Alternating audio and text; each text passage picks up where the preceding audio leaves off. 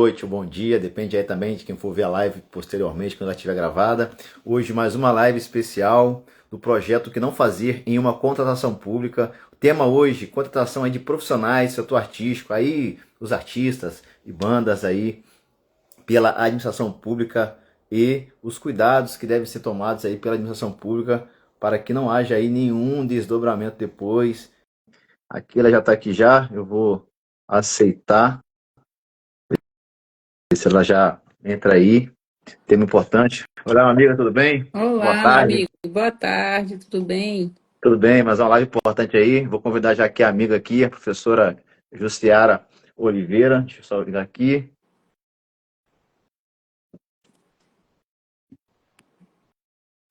Já aceitei, tá entrando.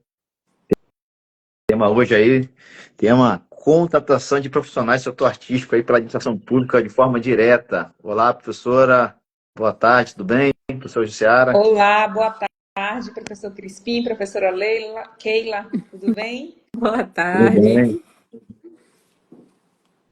Vamos dar início a mais uma live do projeto Que Não Fazer uma Contratação Pública. É uma honra tê-la aqui, professora Jussiara, nesse projeto. Tema hoje, tema importante, contratação de profissionais do setor artístico pela administração pública, fundamentado pelo inciso 2º do artigo 74 da nova Lei de Licitações e Contratos. Vou aqui, professora Keila, fazer a apresentação da professora Jussiara, tá bom?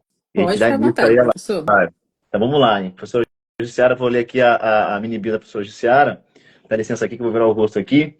Advogada, especialista em Direito Público Municipal e Licitações e Contratos. MBA em Gestão e Governança. Membro da Rede Governança Brasil, Comitê Governança nas Contratações Públicas, Procuradora-Geral de Município. Olá, professora, bem-vinda aí. Pode deixar suas considerações iniciais aí, se apresentar aí para os nossos seguidores, pode ficar à vontade. Boa tarde novamente, todo mundo que está acompanhando a gente aqui hoje. Eu quero começar agradecendo esse convite tão generoso do professor Crispim e professora Keila. Vocês têm sido verdadeiras referências aqui nesse processo de difusão de conhecimento técnico da Lei de Licitações aqui no Instagram. E está aqui hoje para falar desse tema que impacta diretamente na gestão municipal e na cultura popular, né, que são a contratação de artistas e bandas. É uma honra para mim, porque como procuradora de município baiano e como assessora jurídica em diversos outros, eu lido diariamente com esses desafios práticos e legais, né, do tema da contratação. Estamos na época de contratação de banda com mais ênfase aqui no Nordeste, por conta do período junino, e compartilhar aqui essa missão de tornar esses procedimentos mais seguros, mais transparentes, é uma honra muito grande. Eu quero agradecer a vocês.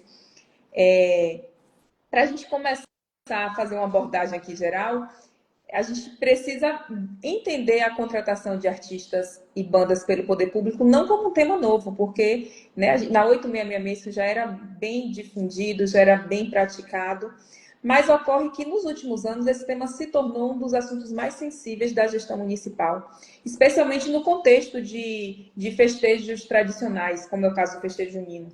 A gente não se limita apenas a festejo junino em municípios, mas a gente tem festejos culturais como padroeira, aniversário da cidade, sempre tem ali a contratação de uma banda para fomentar o movimento cultural. E esses eventos, eles não se resumem à celebração de um show, não é? E movimenta a comunidade inteira, gera emprego, gera renda, fortalece o turismo local, integra outras políticas públicas, né? Além da cultura, lazer e fortalecimento da identidade cultural. E além de estar amparado pela Constituição Federal como garantia de proteção e fomento, né, às manifestações culturais. Só que toda vez que ocorre o envolvimento de recursos públicos, a gente tem que lembrar que há também o olhar atento, tanto da sociedade quanto dos órgãos de controle, né? E é exatamente por isso que esse tema merece esse tratamento técnico, merece um planejamento e merece ser feito com muita responsabilidade. A contratação de um artista, ela exige mais do que a vontade política, mais do que a vontade de um gestor de colocar a banda ali na praça para tocar, né? Exige um planejamento orçamentário, exige o respeito aos limites legais, ao limite de gasto, ao equilíbrio entre o valor cultural da festa e a responsabilidade fiscal do gestor. E o ponto-chave aqui é a escolha da forma que essa contratação deve ser pautada, né?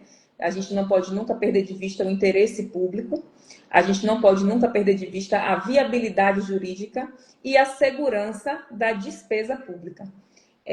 A lei exige que essa contratação esteja amparada em documentos que demonstrem a compatibilidade com os documentos orçamentários, né? Exige que o município esteja em uma situação fiscal compatível com o tipo de gasto que ele pretende fazer para esse evento, ele esteja cumprindo os percentuais constitucionais em saúde e educação, esteja honrando obrigações, despesas obrigatórias, e principalmente a regularidade previdenciária, que tem sido um entrave para o município celebrar diversos convênios, né? Inclusive convênios para fomento da cultura. Excelente. Aqui na Bahia, a gente precisou, em alguns momentos, ter que provocar o judiciário para poder levar à frente essa situação, porque estava muito delicada a questão previdenciária, que tem sido discutido bastante, e estava como um entrave para a celebração desses convênios que fomentam a cultura no município. Além disso, a gente tem...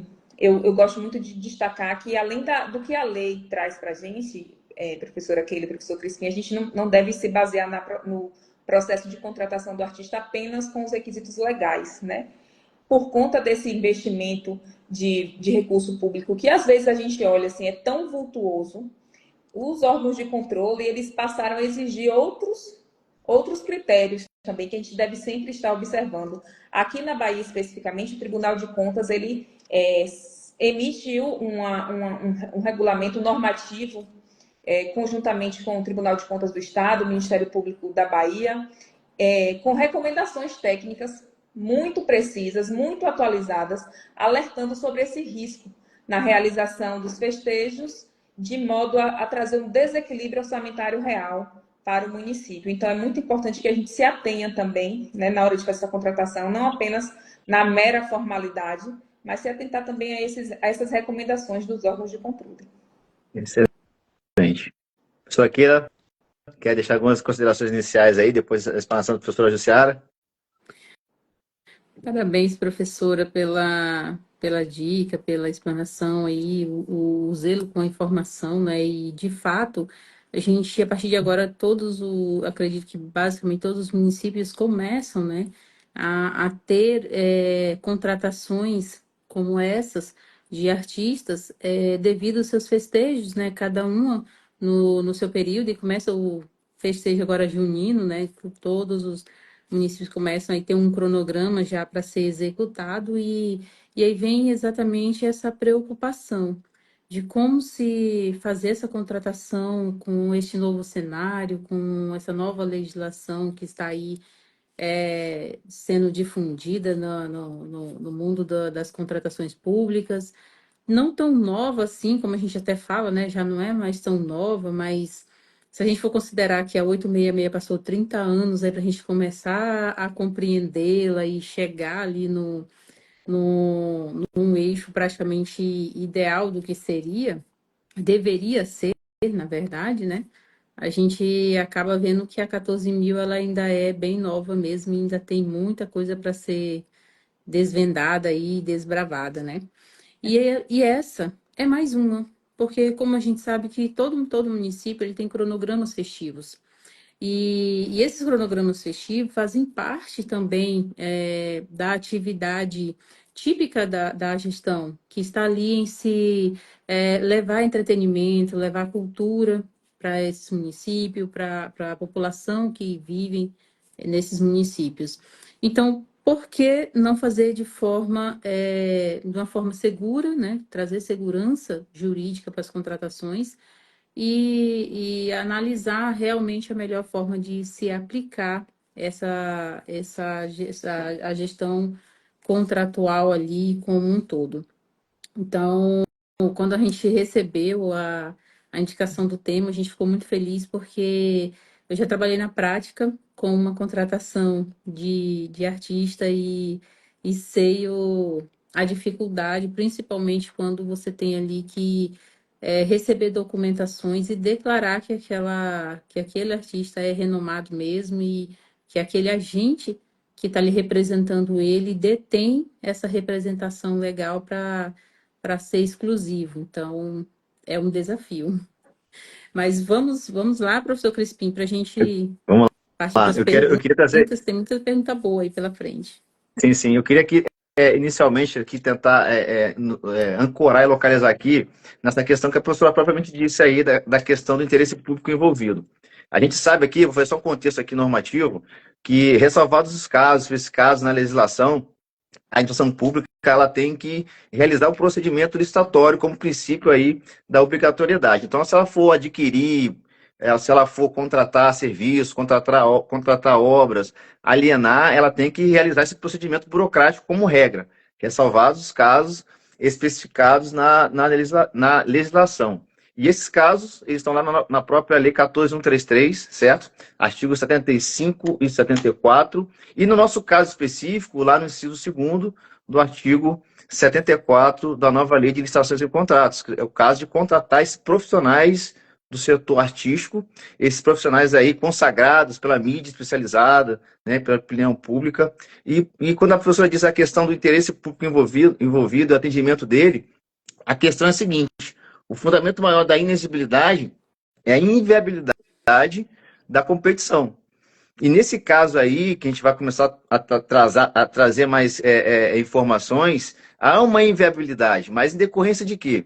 Como que eu vou criar critérios objetivos para selecionar esse artista renomado, nacionalmente, aí, renomado para crítica especializada ou pela opinião pública, se eu não consigo ali, talvez, criar critérios objetivos em decorrência de que cada artista possui a sua singularidade.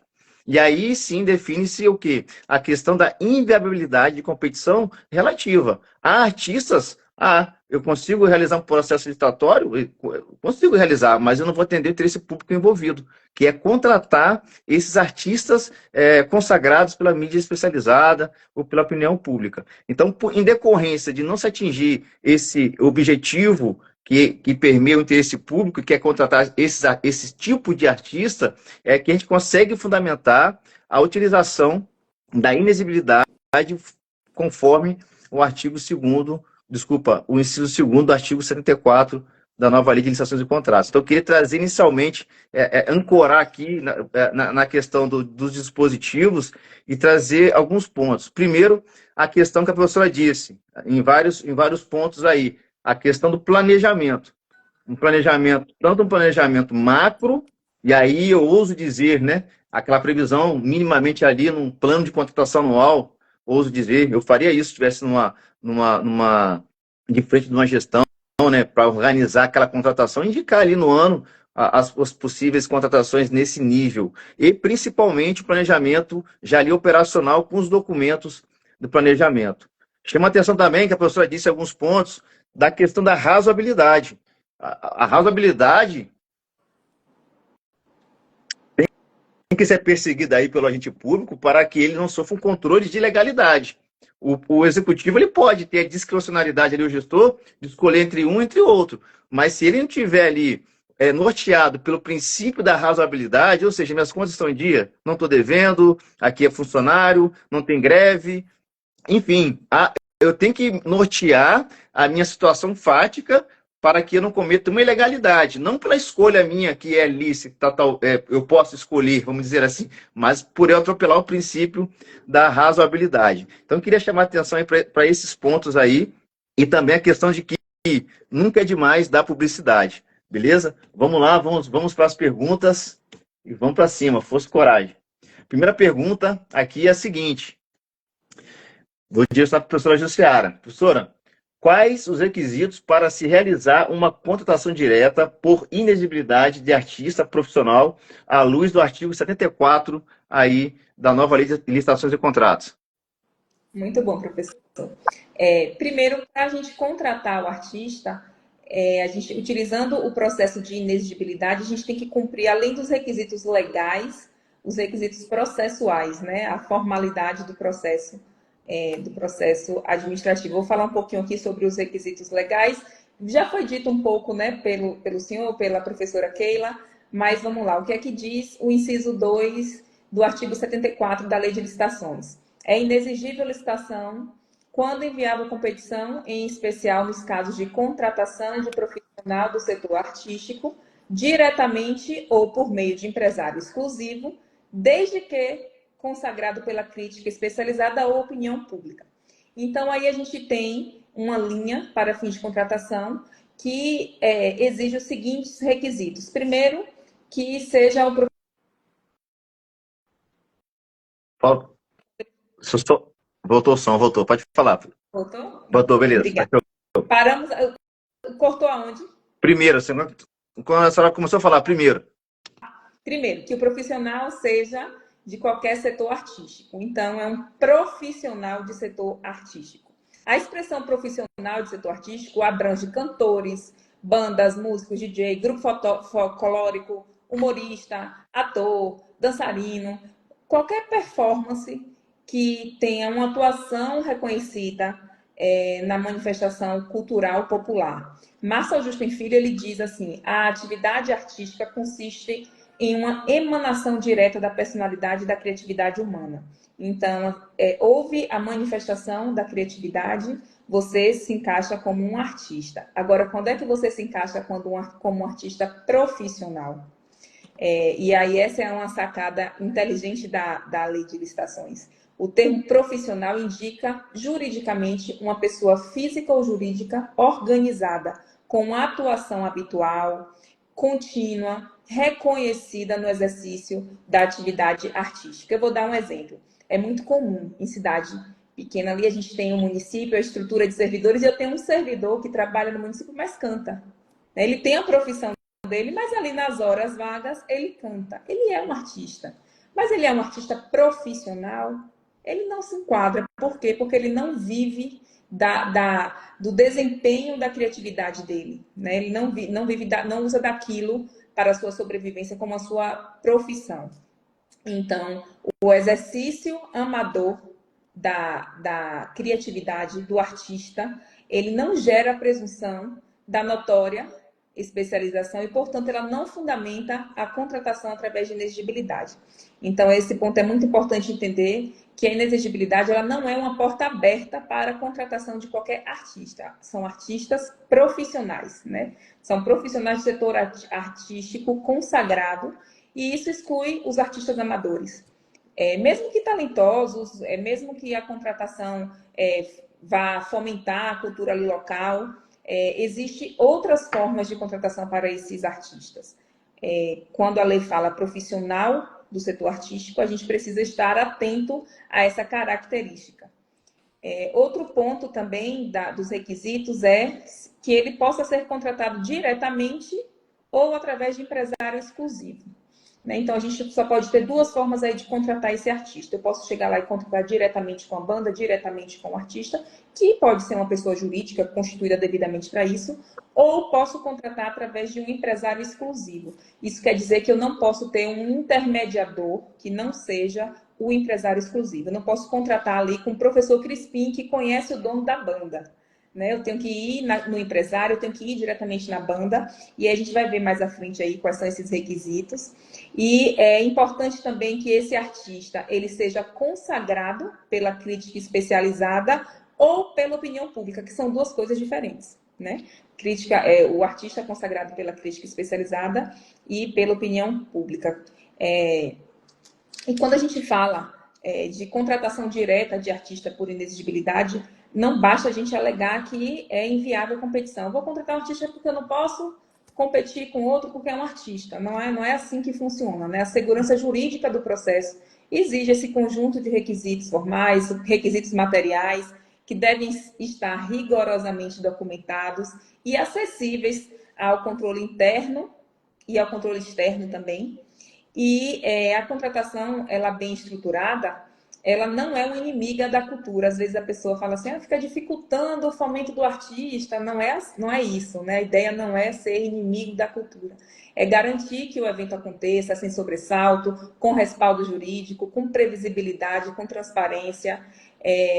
Mais do que uma exigência legal, é uma forma de respeitar o cidadão, porque é um dinheiro público ali investido, é uma forma de proteger também a administração. Então, quando a gente exige esses 4 requisitos aí para a inexigibilidade, para a contratação do artista através da inexigibilidade. A gente espera que a gente alcance a legalidade dessa contratação. Excelente. Amiga Keila, quer acrescentar algo? Bom, professor, nesse primeiro momento, concordo com todos os posicionamentos aqui da doutora. De fato, há um zelo que ele tem que ser feito, né? Tem uma análise a ser realizada para que seja declarada mesmo ou atendidos os requisitos ali de tanto de singularidade ou exclusividade desse artista, né? Ou consagrado pela. A gente fala sempre a consagração pela mídia, né? Ou até mesmo pelo trabalho que de fato ele exerce, ele vive daquilo. Então, assim, não dá para ser hoje você pegar um artista que está aí iniciando e não tenha essa característica e contratar. Então, assim, tem certos cuidados que a gente precisa tomar ali nesse momento. E aí a gente pode observar que essas exceções, elas já vêm descritas no próprio procedimento licitatório, né? Que a administração precisa ter esse papel mais definido.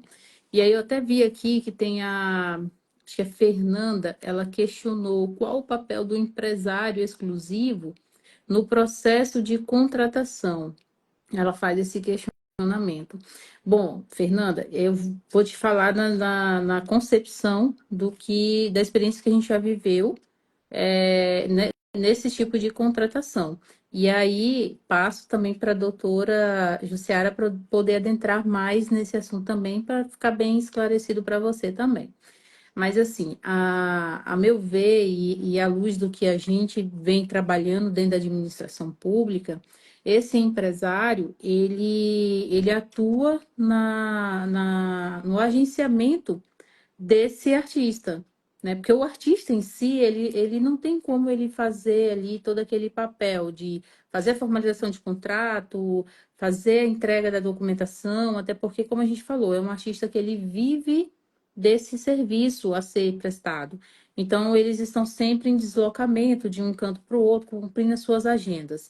E no caso, o empresário, ele está ali exatamente para poder fechar esses cronogramas de agenda, de agenciamento, fechar os contratos, se responsabilizar civil e criminalmente pelas ações exatamente desse artista, se ele vai cumprir o contrato com a administração pública, se ele não vai cumprir. E aí são vários contextos que ele está ali, está sendo embutido ali dentro. Inclusive, todas as negociações, todos os questionamentos, acionamentos desse artista vai ser feito através desse empresário. A questão o cuidado, é verificar se de fato esse empresário ele não se tornou exclusivo somente para aquela contratação daquele município naquele momento. Então, assim, já aconteceu da gente for formar um processo e apareceu um empresário dizendo que ele era exclusivo daquele artista, porém ele assinou uma exclusividade com o artista somente para aquele evento que iria ocorrer naquele município, naquele momento. Então, ali foi uma problemática, porque quando bateu na procuradoria, ela só olhou assim e falou assim: não, ele não é representante exclusivo desse artista, sendo que ele não tem outras comprovações de que ele já tinha feito outros agenciamentos com esse mesmo artista. Então, assim, existe certas nuances e problemáticas que ela precisa ser bem esclarecida nesse ato dessa formação e do recebimento desse documento, onde vai declarar que ele existe essa representação exclusiva, certo? E aí eu vou passar aqui para a doutora para que ela possa esclarecer até melhor para vocês também essa mesma problemática. Doutora, pode ficar à vontade. Doutora, a senhora já foi bem ampla na explicação do papel do empresário, né? Não tem muito mais o que acrescentar, não. O empresário é exatamente uma profissão própria, né? Cada um no seu quadrado. O artista canta, o empresário empresaria a banda, cuida da parte administrativa, né? Cuida das questões documentais, cuida das tratativas, né? Com a administração, no caso, né? Quando a gente vai negociar o valor, quando a gente vai pedir documento. Então, tudo isso é feito através do empresário, que tem essa formação própria né, do seu trabalho, da sua profissão, que é cuidar disso. Então, a questão do empresário, Fernanda, ele precisa ser exclusivo, por quê? Porque eu não posso tratar com outras pessoas, é só ele que representa a banda, só é aquele empresário que cuida de contratos, que cuida de assinar termos, que agenda datas. Então, se eu tiver qualquer outra pessoa que também faça isso para aquela banda, isso deixa de ser uma contratação através de inexigibilidade. Então, é muito importante a gente estar atento a isso quando a gente for contratar com o poder público for contratar com a banda, observar se eu estou contratando com um empresário de fato exclusivo. Perfeito. Excelente. Professor Crispim? Só para acrescentar aqui essa questão do empresário aí exclusivo, é que o TC hoje em dia entende que tem que ser um contrato aí registrado em cartório, né? Essa vinculação aí com o empresário, certo? Certo? A gente vamos pegar esse tema aí para a gente zerar esse tema. E como a professora Aquila disse, não pode ser pontual para uma data ou para um evento, tá ok? E no âmbito nacional ou estadual, beleza? Prezados, prezadas, né? Com relação aí à questão da pergunta anterior, vou tentar amarrar aqui com a próxima pergunta, que a professora disse com relação ao profissional do setor artístico, que não, é um requisito que não iria abranger o profissional ali, o artista amador, tá ok?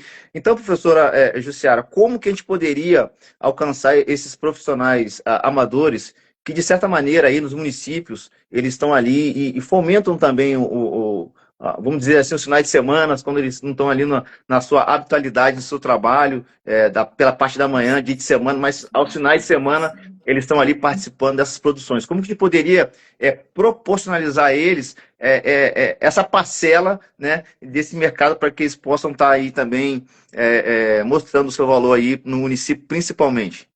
Então, professor, por que o artista amador não se enquadra, né? Vamos aprofundar melhor o que a gente falou ali, pincelado na questão anterior.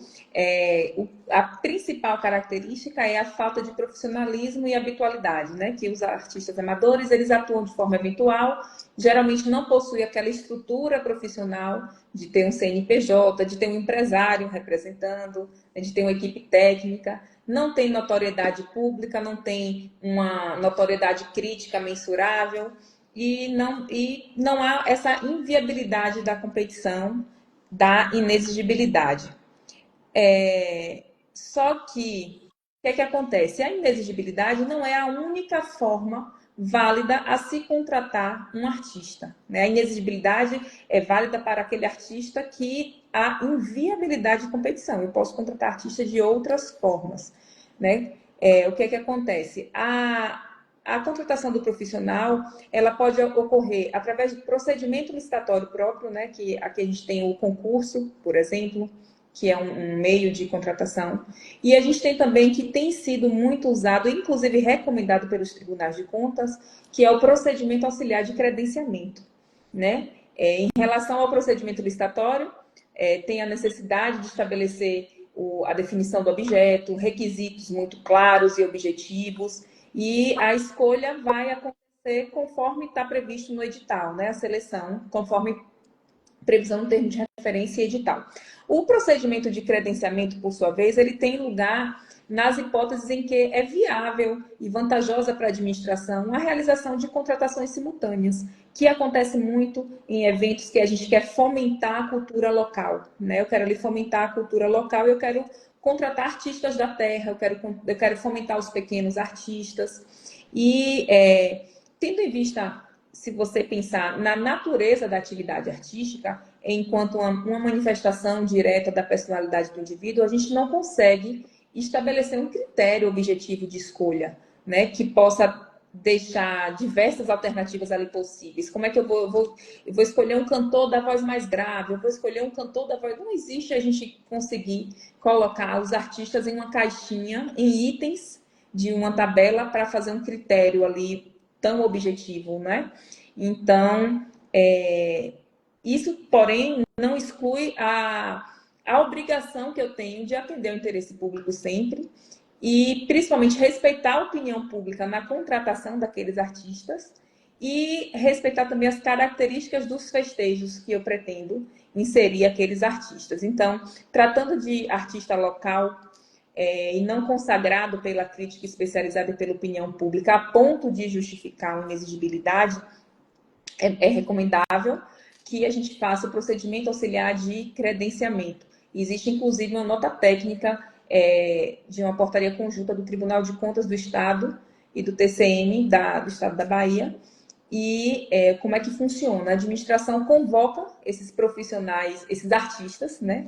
Esses artistas interessados, devidamente habilitados mediante o processo de credenciamento, né, chamada pública, e a administração se dispõe a contratar todos aqueles interessados que queiram fazer sua manifestação artística dentro daquele preço previamente definido. Isso possibilita a participação em condição de igualdade, estimula a geração de renda, a difusão da produção artística ali no meio e estimula principalmente o criativo cultural, né? Promove esses espaços para que qualquer interessado que sinta a sua veia artística ali latente possa participar da prestação do serviço. Agora eu vou falar uma coisa que é curiosa, professor, a gente fala assim, né? O artista amador, ele não pode ser contratado por inexigibilidade de licitação. Mas vamos lá, o que é que diz o artigo 79, inciso 1 da Lei de Licitações, que é o artigo que trata do credenciamento, né? O credenciamento pode ser usado nas hipóteses de contratação paralela e não excludente, caso em que é viável e vantajoso para a administração a realização de contratações simultâneas em condições padronizadas. E o artigo 74, inciso 4, diz que é inexigível a licitação quando inviável a competição, em especial nos casos de objetos que possam ser contratados por meio de credenciamento. Ou seja, no final, o termo de contrato vai ser decorrente de uma inexigibilidade. Né? Pegando um gancho aí na questão do credenciamento, de fato, o interesse público envolvido para a administração, no caso ali, desse, vamos dizer assim, da utilização desse procedimento auxiliar, é que a gente consiga contratar o maior número possível de artistas locais, né? Então, a gente... interessado, a gente vai colocar ali na filinha, criar um critério de chamamento deles e convocar.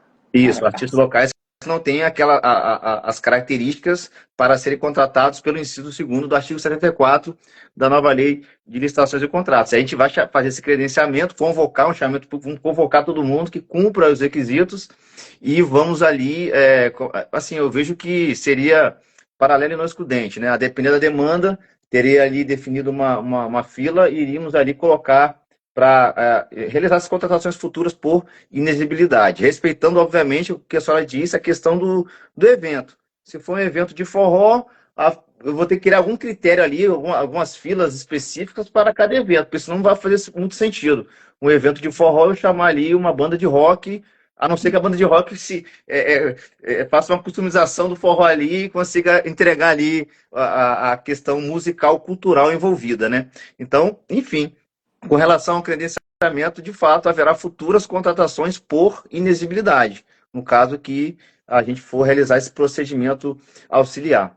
E eu vejo um ponto importante também da utilização do credenciamento, né? Não só do fato de convocar todos ali e dividir essa parcela com os artistas locais que não têm essas características para serem contratados pelo inciso 2º do 74, que é a diminuição do risco.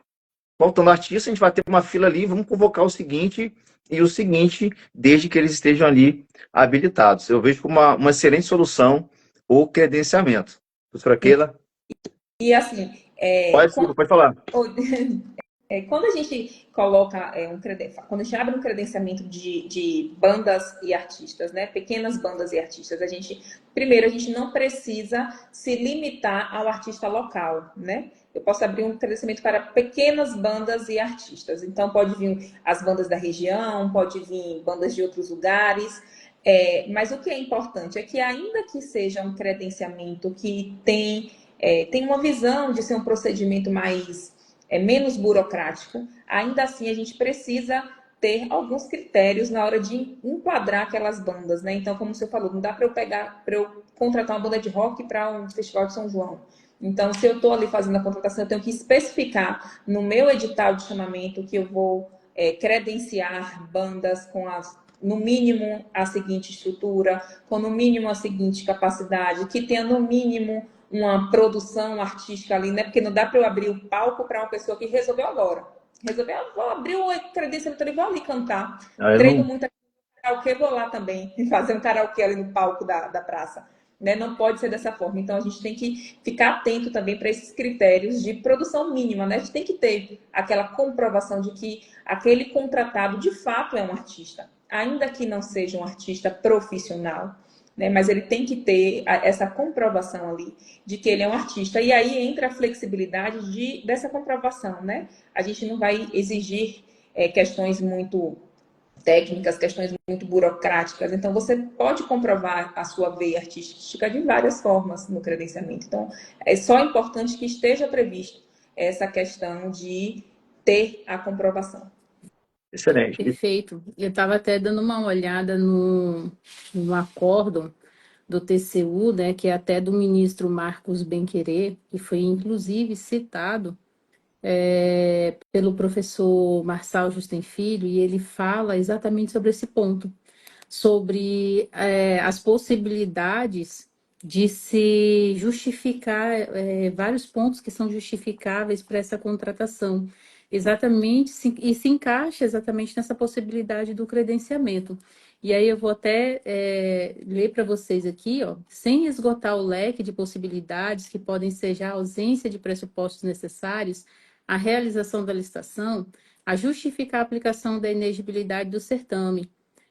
Aquele autor enumera 4 hipóteses que subsomem o caso, né? A ausência de pluralidade de alternativas de contratação baseadas nesse inciso, no inciso 2º do artigo 74, inexistência de mercado concorrencial, ausência de objetividade na seleção do objeto, ausência de definição objetiva da prestação a ser executada. Ou seja, se no momento do planejamento, e aí aqui a gente fala de questões que elas são levantadas ainda no planejamento da contratação. Você vai fazer algumas perguntinhas e vai analisar alguns contextos para que você possa justificar essa exclusividade. E tem mais uma coisa que me chama a atenção, porque a gente fala se vou contratar um artista para poder fazer ali, cumprir aquele cronograma do município, de eventos do município. Mas foi analisado se o município detém artistas capazes de executar essa programação. Existe artistas locais que eles conseguem ou podem se enquadrar nessas exigências legais, que pode atuar ali e de fato, trazer um fomento para o próprio município, porque assim, não há de se falar em contratação para determinados eventos, trazendo somente pessoas de fora ou artistas extremamente renomados no mercado, né? Que ao invés, às vezes, de ajudar a administração, ela onera muito mais, né? Que a gente sabe hoje que tem artistas aí que a contratação deles é milionária, digamos assim. Então, assim, há uma análise que deve ser feita, e isso parte do planejamento, isso está no planejamento. Porque quando você verifica se você tem possibilidades de contratar artistas locais, você está levando fomento, desenvolvimento local para sua região. E aí sim, acredito que se encaixa o próprio o credenciamento propriamente dito, porque você vai fazer uma análise dentro do seu município, lançar um edital e todos aqueles que se enquadrarem dentro dos requisitos colocados ali, você vai credenciar e vai dar oportunidade para cada um deles. Desde que, como a doutora bem pontuou, né, eles atuem nessa área e, de fato, sejam estejam profissionalizados na área artística, tem essa veia artística. Então, você vai contratar para esses eventos. Então, a gente analisando esse contexto, você começa a ver que o teu planejamento, ele vai, no momento que você está fazendo o planejamento da tua contratação, ele vai te dizer se aquele formato que você idealizou, imaginou ou precisa para a administração, se você pode suprir com seus artistas locais ou se você de fato vai precisar ali contratar um artista de renomação nacional para que traga mais assim, traga mais cultura, como é que fala? Não é nem a cultura, gente, perdão, fugiu a palavra, mas que Um movimento seria econômico, um movimento econômico, a turismo, pronto, circulação, turismo. E turismo. fomentar o turismo dentro do seu município, né? Porque tem esse outro viés. A depender do que é a sua finalidade, se for elevar o seu município, se for mostrar que o seu município tem potencial turístico, uma contratação com um artista renomado, tudo bem, justificaria. Então, assim, isso tudo são justificativas que vão para dentro do seu processo, são análise que você vai fazer dentro do seu planejamento. Sim.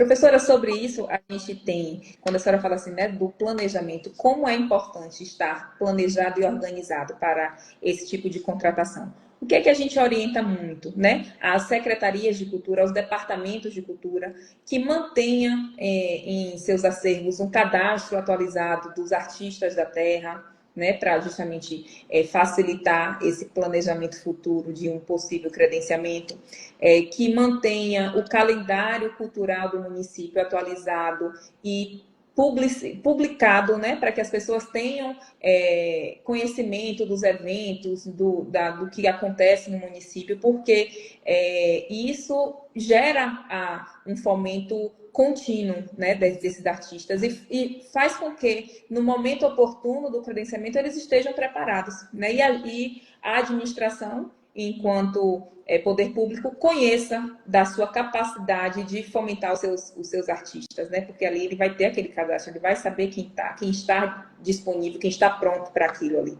E a gente tem também outros instrumentos aí, né? Hoje, nenhum direito, nenhuma área conversa sozinha, né? A gente tem aí, além da licitação, a gente tem, da legislação, temos outros instrumentos que também fomentam a cultura. A gente tem aí a lei Paulo Gustavo, né, a Aldir Blanc, que são instrumentos que servem para ir fomentando a cultura local durante todo o ano, para justamente quando chegar esse período, né, falando especificamente do período junino, porque é um cenário que a gente está inserido agora nesse momento, para quando chegar esse período, aquele artista ele está preparado para entregar, né, a sua produção artística. Então, esse planejamento é muito importante, não é um planejamento para a festa, é um planejamento diário, né, de política pública mesmo.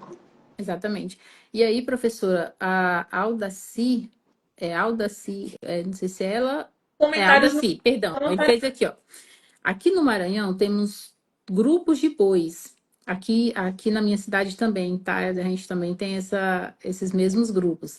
Danças típicas e quadrilhas juninas. Posso aplicar o credenciamento? Acho que vai bem sobre o assunto que a gente está falando mesmo, né? Não só pode como deve, não pode deixar de aplicar, né? Porque é uma forma que a gente tem de incentivar esses grupos culturais, né? E o credenciamento é justamente para isso, para a gente trazer lugar de fala, de voz, de vez para esses grupos culturais, né? E fomentado pela administração pública. Então, quando você coloca pequenos artistas, pequenos grupos culturais, dividindo palcos com grandes nomes, né, da música, da arte, isso além de valorizar a cultura local, valoriza o cidadão também, né, pessoalmente, ele se sente mais estimulado. Então, é muito importante. Professora, os comentários não estão aparecendo para mim. Como é o nome da pessoa que fez esse comentário? É Aldaci. Aldaci.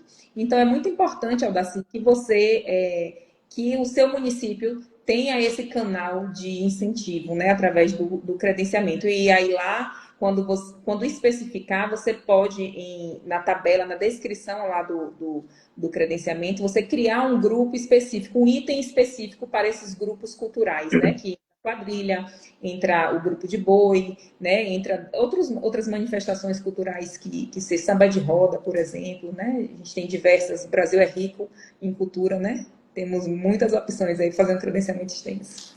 Perfeito. E, assim, tem vários comentários aqui que foram falando com base na questão do credenciamento. Aí o Lacerda até falou assim, então só caberia o credenciamento para artistas e não profissionais, correto? Não, né? Vamos lá. Profissionais, porque assim, o que é profissional é a pessoa que é juridicamente constituída, né? Que a gente explicou lá. A inexigibilidade é para o profissional notório, né? É para o profissional notório. Eu posso contratar uma banda profissional que não tenha que ainda não construiu, ainda não atingiu essa notoriedade dentro do cenário artístico, né? Então, esse credenciamento também pode ser feito através, né, do credenciamento. A questão é que o profissional, né, do setor artístico, renomado, dificilmente ele vai participar de uma licitação ou de um credenciamento, porque ele tem um preço dele. Exatamente. No credenciamento a gente vai padronizar, a gente vai definir, a gente vai fazer um preço de referência, a administração ela define o preço de referência no credenciamento, e aí eu estou dizendo, quando a gente for fazer contratações paralelas e não excludentes, a administração define um preço. Esse preço aqui, ouso dizer que ele não vai agradar esses artistas renomados aí pela mídia especializada. Então, ele dificilmente vai participar desse credenciamento. Ele dificilmente vai participar de um processo licitatório. E aí, voltando ao início da nossa conversa, por isso que se fundamenta a inviabilidade relativa. Por que é relativa? Porque eu tenho condições de produzir uma licitação, um processo licitatório. Eu tenho condições até mesmo de realizar um credenciamento. Só que eu não vou conseguir atender o interesse público envolvido. Qual é o interesse público envolvido? Que consigamos trazer aí o profissional de renome nacional que tem aí sendo avaliado pela crítica especializada. Enfim, você não vai conseguir atender esse interesse público envolvido. Ele não vai participar, porque ele tem um cachê dele lá em cima, entendeu? Então,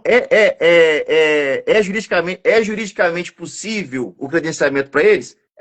Só que a gente não vai conseguir atender o interesse público envolvido. Dificilmente ele vai vir se credenciar nesse processo aí de credenciamento.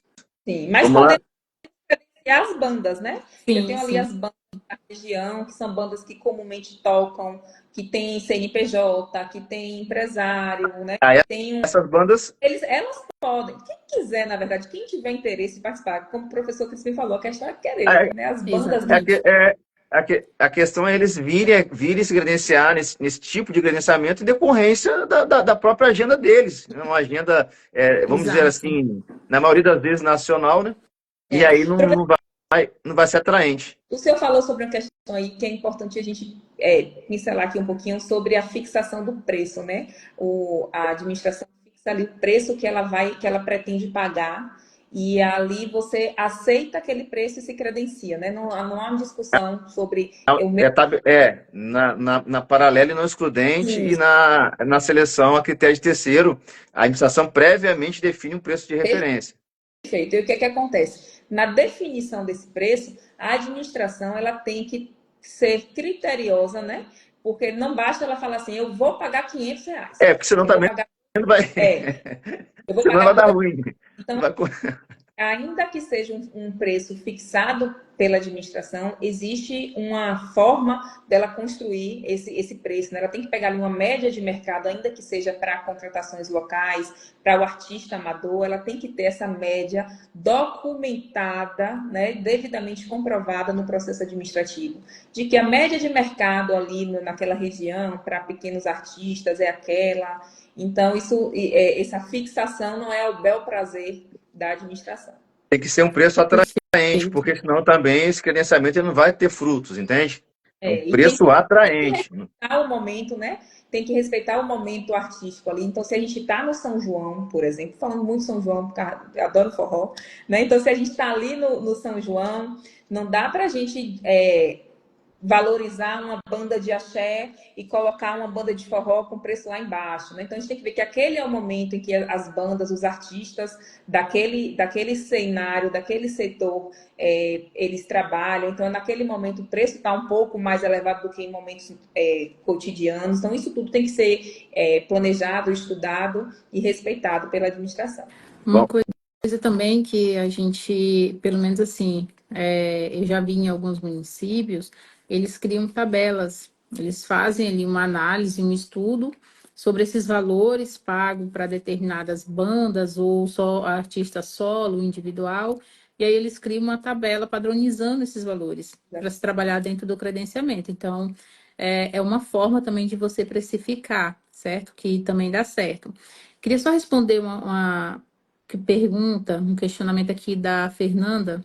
Ela fala assim: qual o prazo mínimo necessário entre a publicação do edital e a realização do evento? Fernanda, na verdade, se o teu município ele tem um planejamento de um cronograma de eventos que ocorrem ao longo do ano, você já pode iniciar esse credenciamento já em janeiro mesmo. Liberou o teu orçamento, você já pode começar a planejar o teu credenciamento e fazer a divulgação desse instrumento para que você ganhe tempo. Por quê? Porque você deixa essa contratação já pronta, pré-pronta ali, organizada, já já no ato assim de chegou o dia do evento, você só vai comunicar aqueles que estão credenciados. Ó, você que está credenciado para o evento tal, vai ser tal dia, tal hora, então já se programe para vir para sua apresentação. Ou seja, você já cria uma programação para a administração, para o artista que vai se apresentar, seja aquele artista que é renomado, ou seja, até mesmo aquele artista que é amador, como a gente está conversando aqui. Então, assim, todos acabam tendo uma programação, uma agenda a ser cumprida e está ciente daquela agenda, né? Então, já tem algo pré-definido. Um exemplo aqui no nosso município, a gente costuma fazer isso. Como aqui nós temos uma Secretaria de Cultura, ela já faz esse credenciamento, né, inicial, já colocando toda a programação de eventos que ocorrerá, já traz ali os requisitos todos a serem preenchidos, a ser demonstrados, aí ela cria, ali ela já faz um termo de credenciamento com as categorias que se apresentaram, exatamente para que se garanta que naquele momento da execução vai estar tudo ok e os artistas vão estar todos ali já selecionados para poder participar. Porque se você não se programa antes, pode ocorrer de chegar o dia do evento, decidir, não, a gestão decidiu da noite para o dia, eu quero fazer o evento. Aí você não vai ter tempo hábil para poder fazer o seu credenciamento, fazer essa programação. Pode incorrer em fazer um procedimento de inegibilidade que termina que nem vai ser vantajoso para a administração e pode te gerar muito mais problemas e insegurança jurídica para justificar aquela contratação. Então, assim, se antecipar a problemática é a melhor forma. E o credenciamento, ele traz essa ferramenta, né? Essa ferramenta de planejamento para a administração que atua com eventos. Porque o evento, ele pode ser programado, como pode acontecer de não ter sido programado e ser necessário cumprir aquela agenda. Então, a administração, ela trabalha com o programável e aquilo que acontece, né? Infelizmente, acontece situações que surgem ali no decorrer do exercício que precisa ser sanada. Então, se você tem um credenciamento já ali para te socorrer, é a melhor saída. O, Aí, assim, o Aldaci, doutora, perguntou quais são os requisitos mínimos indispensáveis no credenciamento. Então, o credenciamento, a gente está falando de requisito formal, de requisito legal. O requisito formal do credenciamento, né, do processo administrativo em si, ele exige o planejamento, os instrumentos de planejamento para justificá-lo. Ele exige a abertura ali do edital de chamamento público, né, ele funciona como um chamamento público e, como tal, ele tem muito poucos requisitos burocráticos no sentido de dificultar, né, essa contratação. Por quê? Porque não existe uma disputa. Então, qual é o objetivo? O objetivo é que venham. Então, o que é que a gente exige? A gente exige os requisitos de habilitação habitual, né, de contratar com a administração pública, que são aqueles lá, habilitação jurídica, né, fiscal, trabalhista. A gente exige ainda uma qualificação técnica, como é que a gente vai fazer essa comprovação de que aquele artista, né, que aquele artista de fato é um artista. Então, a gente traz lá, que ele traga uma foto de uma apresentação, que ele traga, né, um recibo de que ele tocou ali, um vídeo, uma publicação no Instagram dele mesmo. Então, os requisitos, eles são muito flexíveis. Agora, na parte burocrática, na parte formal, precisa atender, né, ao processo administrativo em si. Instrumento de planejamento, né, justificativa do preço, da média que a gente colocou lá, dotação orçamentária, parecer jurídico, publicidade principalmente. E aí, nesse ponto, a gente tem um viés bacana do processo de credenciamento, é que ele pode ficar aberto durante todo o ano. Né? Então, se eu divulguei aqui hoje um credenciamento para bandas, eu posso deixar ele aberto até 31 de dezembro, ou seja, até 31 de dezembro, se você quiser aqui, ó, poxa, eu vi ali que tem, né? Eu tenho aqui um negocinho aqui artístico dentro na veia aqui, talvez eu queira, vou me organizar. Então, eu tenho até 31 de dezembro para produzir aquele material, para me organizar com documento e chegar lá e me habilito, me credencio, né? Então, ele tem esse viés de poder ficar aberto por esse longo tempo aí, e você estar sempre credenciando, né, conforme a disponibilidade da administração para ir contratando esses artistas. Queria chamar a atenção aí também nessa questão do credenciamento para um importante documento do planejamento, que é o estudo técnico preliminar. E aí você e o agente que estiver responsável pela produção desse documento de planejamento, está atento ali para poder caracterizar mesmo a inviabilidade de competição e indicar o porquê que o credenciamento vai atender o interesse público envolvido. Isso. Ok? Então, importante documento do planejamento. Sim. E definir critérios objetivos para escolha ali do do credenciado, né? Depois que ele conseguir formalizar ali e ser credenciado naquele credenciamento, vamos dizer assim. Perfeito. Olha só, eu vou ler a pergunta do Berílio aqui, que foi uma bomba aqui, que eu vou usar aqui a falar alguma coisa aqui.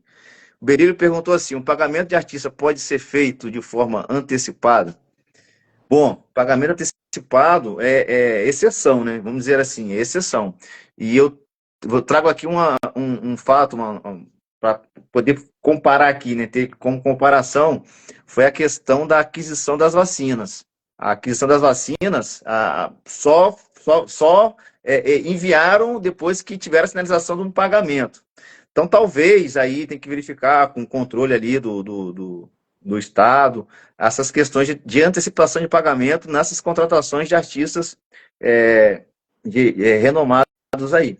Eu entendo que se houver uma garantia de que realmente haverá ali execução e tudo mais, eu entendo que adiantar parte do pagamento talvez seria possível, mas é bom consultar o seu controle, vamos dizer assim, da sua região aí, no caso de município, o Tribunal de Contas aí do Estado, aí, para saber como é que ele se posiciona com relação a esse tipo de antecipação de pagamento, caso o mercado realmente viva essa realidade. Se o mercado impõe isso, então fica difícil a gente contratar. Então, a gente tem que se ajustar. Eu falo a gente, a administração pública, para realizar essas contratações. Mas o ideal é que se veja como se posiciona aí o controle aí do Estado, para saber que se realmente há algum tipo de sinalização com relação à antecipação de pagamento.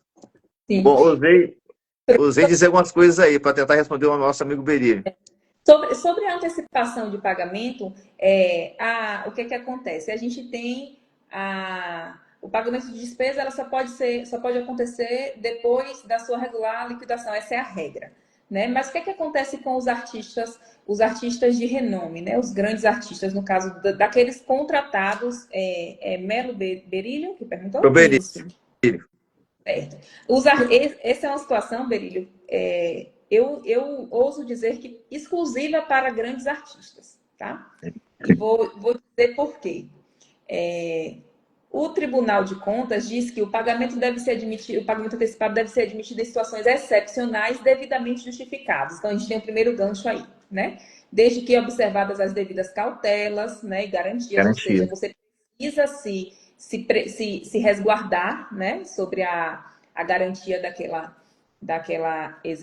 execução contratual. Mas vamos lá. O artigo 145 da Lei de Licitações, que já é uma lei, né, vamos dizer assim, moderna, né, já atenta para essa situação de artistas que já vinham exigindo desde a Lei 8.666 a antecipação desse pagamento, consignou lá o artigo 145. Vou ler aqui, tá? Porque a memória é um pouquinho fraca. Não, com vontade. Não será permitido o pagamento antecipado, parcial ou total, relativo a parcelas contratuais vinculadas ao fornecimento de bens, à execução de obras ou prestação de serviços. Caput, essa é a regra, certo? Não é permitido. Aí vem o parágrafo 1º e fala: a antecipação de pagamento somente será permitido se propiciar sensível economia de recursos ou, que é o nosso gancho, se representar condição indispensável para a obtenção do bem ou para a prestação de serviço.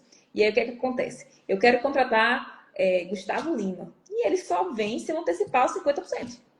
É uma condição indispensável para obter aquela prestação de serviço ali. O que é que eu preciso fazer? Primeiro, me resguardar, né, na execução. Não vou fazer... a gente não vai fazer isso com qualquer artista, né? Eu tenho que justificar aquele artista, é um artista de renome, é um artista que difícil... Eu estou contratando ele ou diretamente ou com o empresário exclusivo, que a gente verificou que de fato é o empresário exclusivo dele, né? Não é uma contratação frágil. Então, é um artista que dificilmente vai querer pôr em risco o nome dele, né? Por uma falha na execução contratual.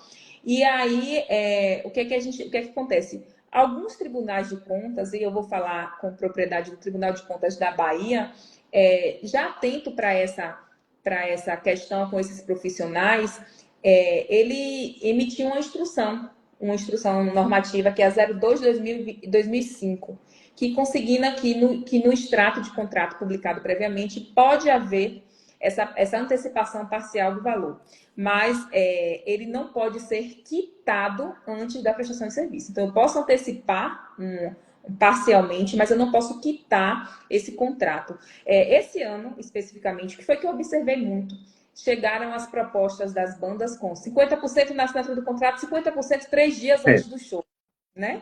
Então, a gente, peraí, não pode. 50% na assinatura do contrato, a gente até justifica ali nessa brecha, mas antecipar integralmente o pagamento antes da prestação de serviço, isso não pode. Excelente, excelente. Me veio aqui uma possibilidade com relação a essa questão. Não sei se seria possível, aí eu jogo para os amigos, né, responderem, mas seria possível, para se resguardar a própria administração, exigir uma garantia? Sim, é recomendável que exija, é difícil que aceite. Né? A gente tratando de grandes bandas, né? Dificilmente eles aceitam. Mas quais são os outros tipos de garantia que a gente pode exigir lá? A gente pode criar obrigações contratuais muito rígidas, né? Muito sólidas e claras sobre a questão do cumprimento. Mas é uma das possibilidades, uma das formas de se permitir essa antecipação é que você tenha uma garantia de execução. Bom, o Oswaldo Kleber falou assim: é comum pagar 50% antecipado aos grandes artistas. É possível adotar a mesma medida para os artistas locais? Eu não vejo como caber Fica mais difícil.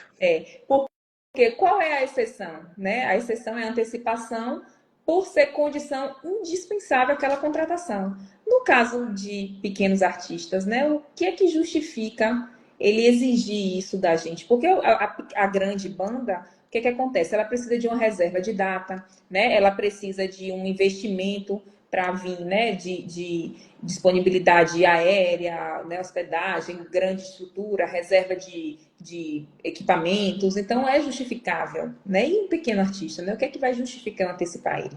Então, eu não acredito que o pequeno artista se encaixe na exceção do parágrafo 1º do artigo 145. Até Excelente. porque, né, professora, se a gente analisar, quando você faz a contratação de, principalmente o credenciamento com artistas locais, a própria administração pública, ela já trabalha ali, ela já pode trabalhar também como eu falei que a questão do planejamento não é só planejar contratar o artista local, fazer o credenciamento, mas fazer ali um registro de preço, por exemplo, para você garantir hotéis, né, que possam recepcionar esses artistas, caso tenha algum artista local que venha do interior, de uma outra região próxima e precisa de uma hospedagem, então você já pode ter ali uma hospedagem garantida.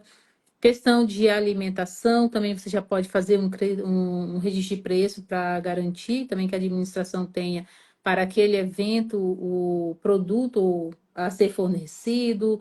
Então, assim, a gente está falando de hospedagem, alimentação, então já é o básico. Estrutura do evento também, né? A própria estrutura a ser montada. Ou seja, o artista vem, se for uma banda, ele vem com o instrumento próprio dele, mas já tem, e esse custo dele já está embutido no cachê dele, né? Dessa vinda dele. Mas os outros custos que justificaria talvez essa antecipação, que seria o custo de hospedagem, deslocamento, alimentação, e até mesmo estrutura de palco, essas coisas, já pode ser planejada e se trabalhada num registro de preço pela administração pública. Seria uma ideia, seria um viés, entendeu? Então, assim, faz parte do planejamento da administração, de como que ela vai proceder para que exista, porque a gente está falando de calendários, de calendários que são programáveis, né? A gente está falando de algo que é programável. Então, tudo aquilo que é programável, eu posso me antecipar com um instrumento de contratação melhor aplicável e mais vantajoso para a administração pública. Então, tem como você verificar por esses outros viés. Quero agradecer aí a presença de todos aí. Vamos seguindo aí. Bom, já estamos com 1h10 praticamente de live. Vou fazer aqui a última pergunta. A live está passando rápido pra caramba. E a pergunta muito interessante para fechar aí e amarrar toda a nossa conversa. Professora Jussiara, quais são os principais equívocos cometidos nessas contratações aí por inexigibilidade de profissionais do setor artístico? O primeiro e principal é contratar com uma banda ou um artista que não é notório, né? Que não tem um reconhecimento notório. E aí, o que é que a gente entra? Quando a gente vai contratar esse artista, a gente precisa estudar se de fato ele tem aquela consagração, né, pela crítica especializada, ou se ele tem aquele reconhecimento da opinião pública. Então, o primeiro equívoco é contratar a banda do amigo, só porque é a banda do amigo. É direcionamento ilícito. Né? E não o artista de fato reconhecido, de notório conhecimento ali pela crítica. Então, a gente precisa fazer essa comprovação, né? De que o artista tem de fato esse reconhecimento destacado. E aí, nesse ponto, a gente tem que ter cuidado com a generalização da comprovação do reconhecimento do artista, né? A gente pega lá, é um artista muito reconhecido pela região, é um artista renomado, né? É um artista que muito reconhecido na região, no local. E aí, cadê a prova técnica, né, da popularidade do artista, do reconhecimento do artista? Então, esse é um dos principais equívocos, né? Ou a contratação do artista que de fato não tem essa notoriedade, ou a ausência de comprovação dessa notoriedade. Por quê? O que é que acontece? Às vezes, a gente vai contratar ali uma banda, um artista que tem um renome regional, né? A gente tem um país enorme e a gente vai contratar ali um artista que tem um renome regional que, ok, aqui no meu município é um artista muito reconhecido na região, o público gosta, atrai público, né? Movimenta a festa, fomenta ali a cultura. Mas quando esse processo chega lá no tribunal, né? Dificilmente quem vai analisar esse processo já ouviu falar lá de Zezinho da sanfona, né? Então, assim, eu preciso documentar de que, de fato, ali na minha região, ele é um artista reconhecido. Por quê? Porque senão não vai sustentar a inexigibilidade. Vai abrir margem para apontamento na auditoria, responsabilização por dano erário, nulidade do contrato. Então, a gente tem que pensar em formas de como comprovar essa consagração, né? Pela crítica ou pela opinião pública. Eu falei lá no início que eram diferentes, né?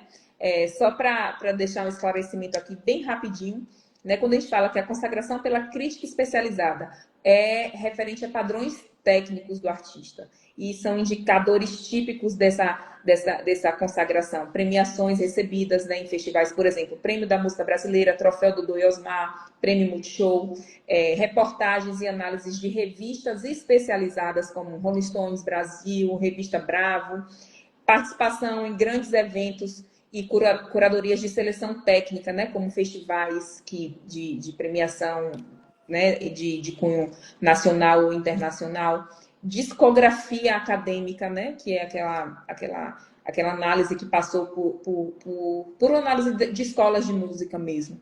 Então, esses são indicadores de que aquele artista detém a consagração pela crítica especializada.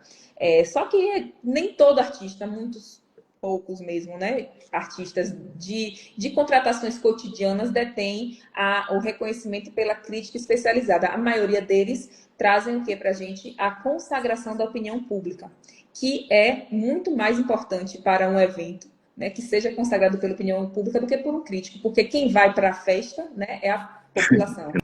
Não, crítico. Então, quem enche a festa é o povo e não o crítico. Então, a consagração da opinião pública, ela é muito mais valorizada, né, na hora da gente contratar. Então, como é que a gente pode, quais são os indicadores de que o artista, ele é consagrado pela opinião pública? Então, ele tem uma alta performance nas plataformas digitais, na Spotify, YouTube, TikTok, Instagram, tem milhões de seguidores, não sei quantas mil visualizações, né? Tem engajamento nas redes sociais com perfil verificado, quer dizer, perfil verificado hoje nem está, né, levando tanto em conta, porque você paga ali um negocinho, você recebe lotação em shows. Lotação em show, participação em TVs de grande audiência, né? Programas de TVs populares como Domingão do Hulk, Faustão, The Voice, né? E a alta demanda de festas e shows populares, ou seja, eu sou um artista que tem muita contratação. Quando fala assim em festa popular, é meu nome que aparece em todos os cartazes. Quando fala em micareta, em vaquejada, eventos de massa, eu sou o cara que está em todos os shows. Então, essa é uma forma, né, de se comprovar a consagração da opinião pública. E aí a gente precisa documentar, né? Não basta eu abrir aqui meu computador e ver, de fato, olha, isso tem muitos seguidores mesmo, olha como ele é bem aceito e não colocar isso no processo. Então, eu tenho que legitimar a inviabilidade da contratação através da documentação, né? Eu tenho que inserir lá no processo clipes de mídia, print das plataformas de streamings, links, os certificados dele de premiação, o currículo artístico é um documento indispensável, né? Que algumas pessoas chamam, é conhecido como release, né? Que vai contar ali a história, o currículo mesmo do artista, né? E trazer as estatísticas públicas que podem ser facilmente verificáveis, né? Como os números no YouTube, no Spotify, notícias em portais. Então, a gente documentar isso no processo. Esse é um ponto aqui. Perdão, professor Crispim, Pode falar. o Aldaci fez uma colocação que ele colocar todas as despesas no cachê do artista. Também, esse é um dos equívocos, assim, e um dos mais, digamos assim, mais sérios, né, da contratação. Porque se você só coloca lá o cachê do artista, valor X, mas não especifica o que quer dizer aquele cachê, o que está embutido naquele cachê, às vezes não é só realmente o cachê dele, né? Ali está embutido outros custos também. E aí, se não planilhar, não detalhar o porquê daquele valor, também é um risco, né? E hoje é obrigatório, professora, que as propostas tragam a descrição da composição de custos ali daquele cachê, né? Então, por que isso? Inclusive, por uma questão de prevenção e cuidado também da administração, né? Então, se na Exato. questão de custo ali daquele cachê, o artista já incluiu transporte, alimentação, hospedagem, impostos, né? Se ele já inclui tudo, eu não posso voltar e contratar para ele também, de novo, alimentação, transporte, hospedagem, né? Porque ele já está embutido ali naquele. Embutido. E isso serve também para, inclusive foi uma saída quando entrou na discussão os cachês volumosos, né, de valores muito vultuosos. Então, abriu-se essa composição de custo. Para quê? Para mostrar que aquele valor não se limitava apenas à remuneração pura e única do artista, né? Existia uma mobilização, um custo que englobava ali aquele valor. Então, essa planilha hoje ela é recomendável, né? Eu chego a dizer que é obrigatória estar presente na proposta do artista. Bom, Até... Pode falar, Não, professora. fica à vontade. Como... Eu só ia Pode falar. fazer um breve comentário. Então, numa das situações que na prática a gente vivenciou, o artista mandava o cachê dele, falava: o meu cachê é tanto, mas junto daquele cachê vinha inúmeras exigências que deveriam ser cumpridas pela administração, né? E exigências que depois a gente acabava observando que, na verdade, a administração era como se estivesse pagando um duplicado. Por quê? Porque já estava embutido no cachê dele. Só que a gente só ia descobrir isso quando começava a questionar os valores. Aí é que ia descobrir. Mas desde coisas bem esdrúxulas, as roupas de hotel, de cama, são detalhes, coisas que já deveria o próprio empresário cuidar e jogava para a administração ter que resolver. Então, por isso que é muito importante realmente se fazer esse cronograma ali dos custos que vão ser de fato aplicados naquele cachê, o que está embutido naquele cachê, para a administração não ter que pagar duplicado por algo que já foi previsto anteriormente.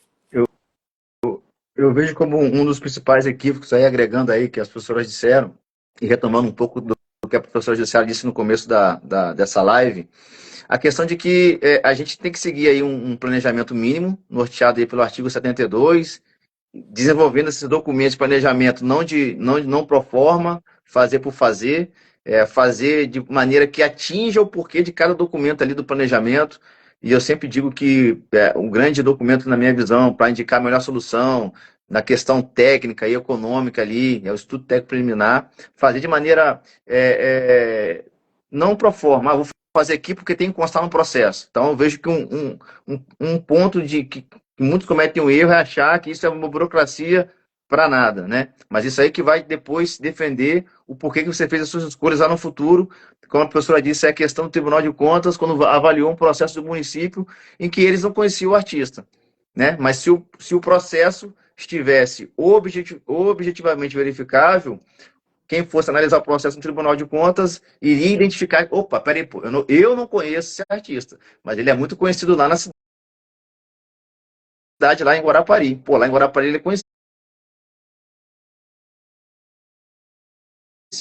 Mas aqui na capital, Vitória, ele não é conhecido, entende? Então eu vejo que o grande erro é essa questão dessa instrução processual, tá ok? Exato. Não só dessa inexigibilidade entre outros processos. E um grande ponto também que eu vejo é a justificativa do preço. Justificativa do preço. Muita atenção para vocês conseguirem fazer aí uma mensuração de que aquele preço é o preço que aquele profissional do setor artístico está executando aí anteriormente. Obviamente que talvez a situação fática faça com que o preço esteja um pouco mais alto, mas você consegue pegar os últimos, vamos dizer assim, shows ou serviços prestados, fazer ali uma análise e saber que aquele preço realmente é um preço de mercado. E outro ponto que eu vejo também, que é arriscado, que muitos não fazem, é a questão de se divulgar o contrato, divulgar esse contrato para ele ter eficácia com esses custos todos planilhados, conforme aí o parágrafo 2º do artigo 94 da nova lei de licitações e contratos. Então, são pontos aí importantes. E outro ponto, né, que eu disse lá no início da live, que é com relação a quando você contrata aí esse profissional do setor artístico através do empresário exclusivo. É você realmente ter a certeza que ele é um empresário exclusivo de maneira mais, assim, vamos dizer assim, permanente. Não por um dia, não por um local, tá ok? Então, e a indicação mais falada aí é que seja formalizado um contrato registrado em cartório. Então, eu vejo esses 4 pontos aí como pontos aí a serem bem observados por quem vai conduzir essa contratação por inexigibilidade. Perfeito. Professor, sobre a justificativa do valor, as formas da gente, né, fazer essa justificativa especificamente para o artista, o parágrafo 4º do artigo 23 fala que a comprovação do valor, né, tem que usar notas fiscais e contratos firmados no período de até 1 ano anterior àquela contratação. Então, a gente tem que observar isso, né, se aquela comprovação ali está dentro desse período e o que é que acontece muito? A variação de um ano para o outro de alguns artistas se torna absurdo, né? Então, você vê artista ali que hoje a gente tem uma ferramenta que tem sido mão na roda para quem trabalha com licitação, que é o Portal Nacional, né, de Compras. E lá você consegue verificar se de fato aquela média de valor ali do artista em outros locais está dentro daquela média de valor, você consegue ver outras contratações, você consegue até verificar se de fato aquele empresário exclusivo é de fato o empresário dele, se em outro local foi com o mesmo empresário. Então é uma ferramenta muito boa para a gente utilizar para facilitar isso. E quando a gente vê essa diferença de valor no cachê do artista, a gente precisa, primeiro, verificar se de fato existe uma pertinência, né? Porque às vezes existe uma pertinência, né? De repente, foi um artista que ano passado ele estava aqui e esse ano ele estourou. E isso justifica o aumento de valor. O que é que a gente precisa documentar? E a gente tem o ETP, né? O Estudo Técnico Preliminar, como o senhor bem falou, que é o lugar ideal para você fazer isso. Porque se você simplesmente contrata um artista que ele levou lá para você 3 notas fiscais de 200 mil, e esse ano você apareceu com a nota fiscal de 500 mil, sem uma justificativa, sem uma, né, comprovação dessa... Você vai ser chamado para se explicar. O tribunal vai bater na sua porta. Ou você explica antes do documento, né? Ou vocês vão ficar depois lá, porque daquilo ali. E depois fica mais difícil. É mais difícil. Então... Sim, e é um ponto importante, é um ponto falho, né, um dos grandes equívocos que a administração ainda comete, né, essa falta de justificativa razoável do preço, né, e bem justificado. E a questão do empresário exclusivo, da gente, de fato, conseguir definir que aquele é um empresário que, de fato, representa aquele artista, né, que não há um atravessador, que não há um intermediário ali para além de quem de fato representa a empresa. E aí é habitual que a gente peça, né, a carta de exclusividade registrada em cartório. Isso ainda é uma prática, né, é um hábito. A carta registrada em cartório em momento anterior, óbvio, à contratação, né? Só que a lei, ela deixa lá que essa comprovação da exclusividade, ela pode ser feita de diversas formas, né? A lei deixou bem aberto. Eu posso fazer por carta, por declaração, ou qualquer outro documento que ateste aquela exclusividade permanente e contínua. Mas por uma questão de segurança, né, nossa, por quê? Porque a gente vive em um mundo, infelizmente, né, um monte de gente esperto, e outro dia eu peguei uma carta lá de exclusividade, eu olhei e falei, essa carta está vencida. O cidadão foi, demorou 2 dias, voltou, só mudou o número do final. Então, a gente tem que aprender, tem que ter jogo de cintura para lidar com os espertalhões. Então, por isso ainda existe essa trava, essa resistência da gente, né, exigir documentos muito que tragam uma maior segurança, né? Mas a gente pode aceitar contrato de agenciamento, né? A declaração por ambas as partes. E o registro de cartório ela passa a ser altamente recomendável. E aí, por conta dessa situação, os tribunais acabam exigindo, né? Mas não é uma exigência da lei, o registro. Perfeito. Bom, chegamos aí a, deixa eu ver aqui, quase 1h30 de live. Isso. Live não, né? É um mini curso aí, vai ficar depois esse mini curso aí disponível aí para todo mundo aí, que eu vou deixar gravado no feed, tá bom? Para todo mundo aí assistir depois. E, por favor, quem assistiu aí, divulguem, compartilhem, tá ok? Bom, queria agradecer demais aqui a professora Jussiara. Demonstrou aí para todo mundo que domina o assunto. Aprendi muito hoje. Na verdade, todas as lives aqui do projeto que não fazia na contratação pública, eu aprendo muito, né? Bacana isso, a gente se prepara para a live e, ao mesmo tempo, a gente aprende, né? Muito obrigado, professora, pela participação, por ter aceito aí o convite, tá bom? Deixar aí para a senhora dizer aí últimas explanações aí. Fica à vontade.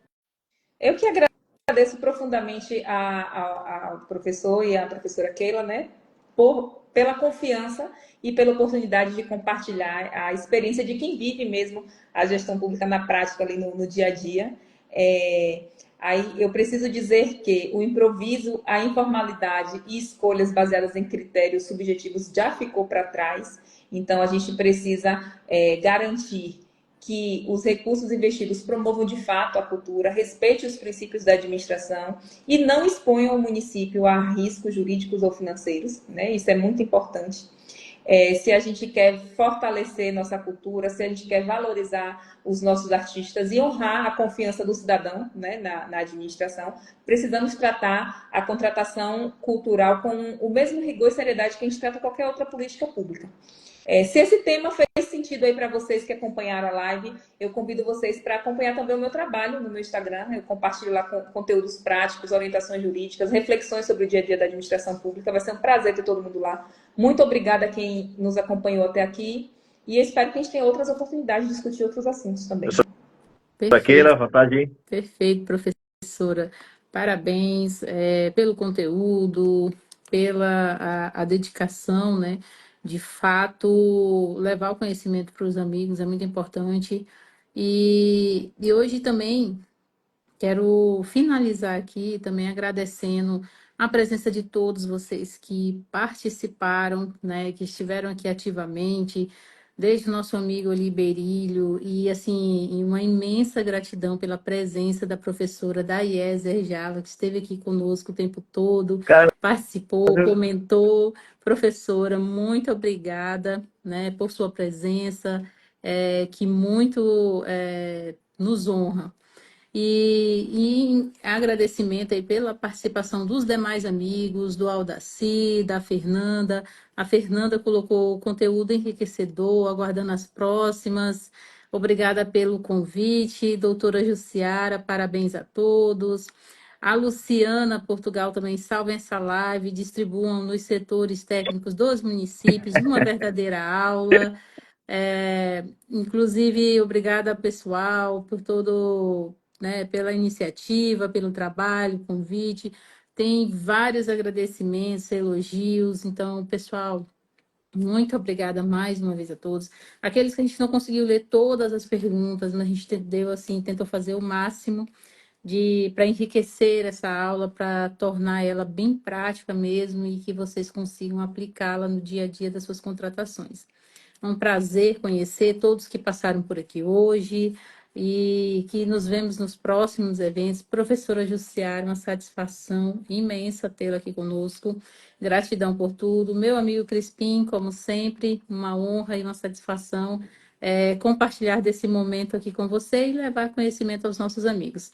Até breve, até o próximo, pessoal. Um abraço. Até breve. E se quiserem também, siga a gente nas redes sociais, estamos ali.